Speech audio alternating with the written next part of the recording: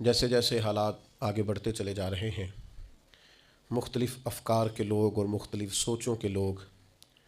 معاشرے کے اندر طرح طرح کی باتیں اور طرح طرح کی فکریں عام کر رہے ہیں۔ انسان کا یہ مزاج ہوتا ہے کہ شر کو جلدی قبول کرتا ہے، گناہ کی طرف، بدگمانی کی طرف انسان کا نفس جلدی مائل ہوتا ہے۔ جو لوگ صدیوں سے محنت کر رہے ہیں اور دین اسلام کی خوبصورت پروقار اور محبت سے لبریز تشریحات امت تک پہنچا رہے ہیں، انہوں نے اولین جد و جہد اس بات پر کی ہے کہ کسی بھی طریقے سے اس امت کو اللہ اور اس کے رسول کے ساتھ جوڑا جائے صلی اللہ تعالیٰ علیہ وسلم۔ جب امت اللہ رسول کے ساتھ جڑ جائے گی تو پھر اللہ رسول کے احکامات ماننا، رب رسول کے دیے ہوئے دین پر عمل کرنا، اپنے سارے اخلاقی رویوں کو درست کرنا یہ آسان ہو جائے گا۔ یہ جتنی محافل منعقد کی جاتی ہیں، جتنے اجتماعات منعقد کیے جاتے ہیں، جتنی خانقاہی مجالس کا انعقاد کیا جاتا ہے، ان کا ایک ہی مقصد ہوتا ہے۔ وہ میلاد شریف کے موقع پہ محفل ہو، معراج شریف کے موقع پہ محفل ہو، وہ کسی اور عنوان سے محفل ہو، جب کسی بھی اجتماع کو محفل کا نام دیا جاتا ہے تو مقصود ہوتا ہے کہ اس میں نبی پاک علیہ السلام کے فضائل بیان کیے جائیں، حضور کی نعت بیان کی جائے،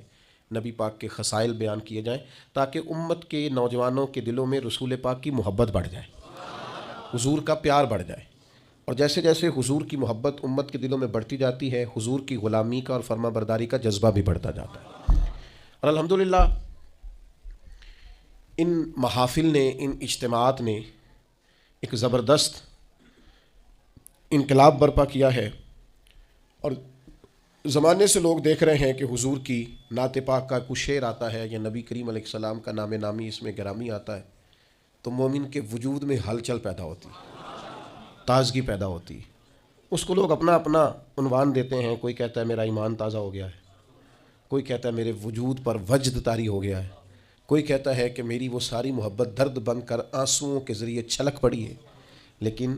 ان محافل سے بہرحال یہ نتیجہ ضرور نکلا ہے کہ لوگوں کے دل گنبد خضرا کے قریب چلے گئے۔ دوسری بات ہمیشہ یاد رکھیے گا کہ چیزیں اپنی ضد سے پہچانی جاتی ہیں۔